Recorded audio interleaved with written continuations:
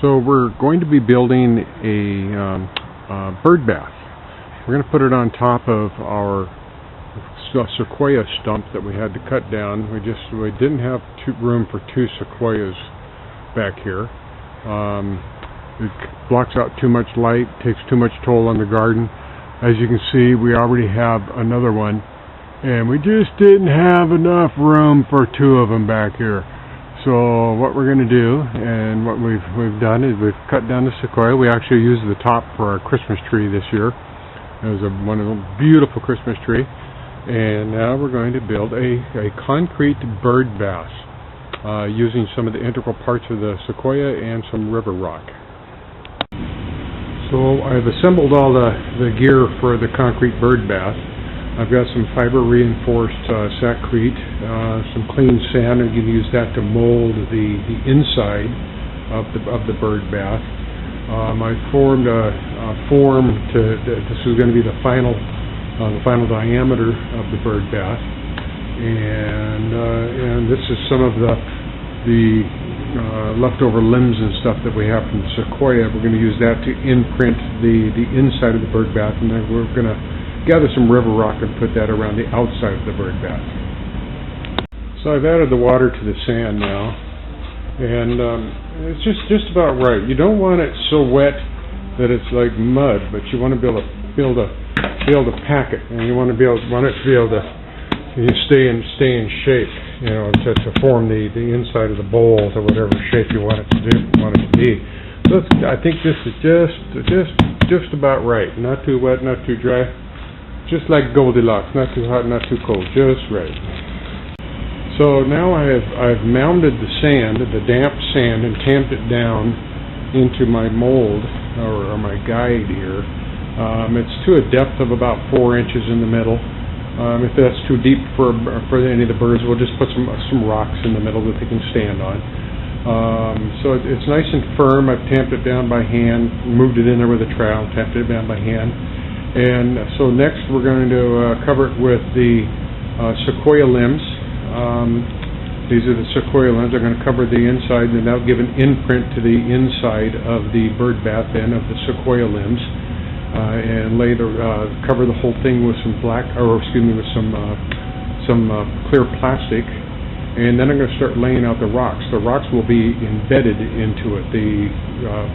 The plastic will prevent the sequoia limbs from getting embedded into the cement.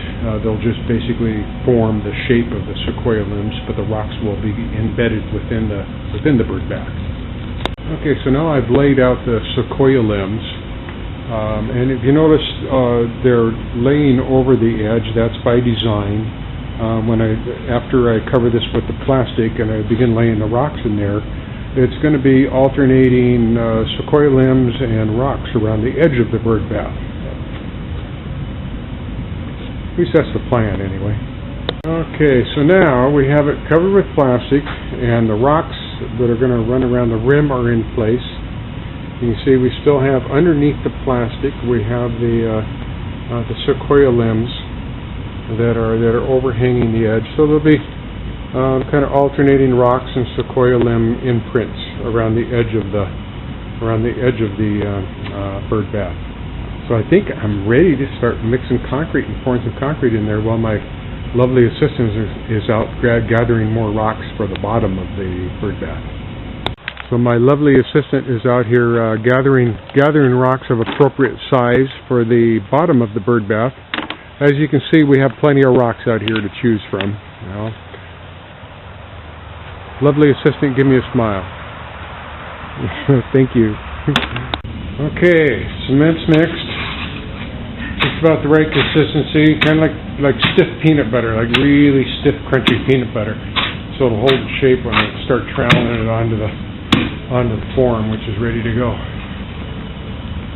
So almost done with the cementing here, and this is going to be the guide. Actually, this is the diameter of the stump. So I'm putting a chamfer around the edge of this, and so that's going to be a guide that's going to basically hold it onto the stump.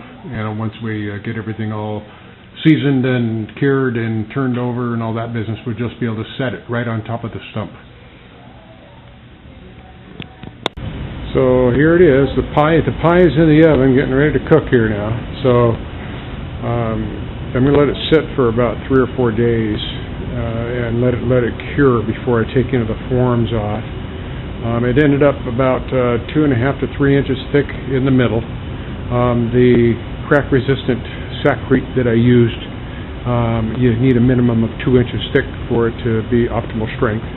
So it's about 2.5 inches thick in the middle, and probably about 3 inches through the body of it. And we'll see how everything shapes up when I take off the forms. Okay, so here we go. We got the forms off, and I have propped it up on some 2x4s to give our some space to get our fingers underneath it to be able to pick it up and put it onto the hand truck. This is actually attempt number 2. The first one we ended up being too thin in the middle, so when I did this, when I levered it up to put it on top of the 2x4s, it immediately cracked in half. So far this is successful. I also reinforced it at about the halfway point thickness wise. Reinforced it with some 1/4 inch galvanized rabbit mesh or rabbit netting. So it should hold up pretty good. So the next step is I'm gonna enlist some strong help, and we're gonna pick it up from the table and put it down on the hand truck, and I'll wheel it back to the sequoia stump, and we'll stick it on top of the stump.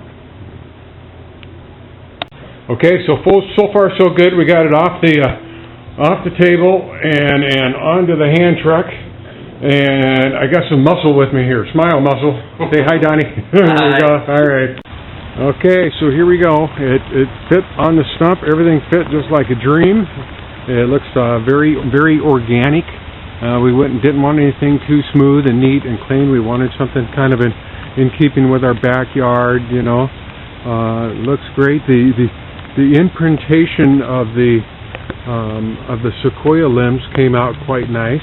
There's a little bit of the plastic left over in here. I'm just going to get all that stuff out with a wire brush. But overall, it came out really good for an overall cost of about maybe $12.50, $15 tops for a couple bags of concrete and a bag of sand and a little time and effort. And there we go.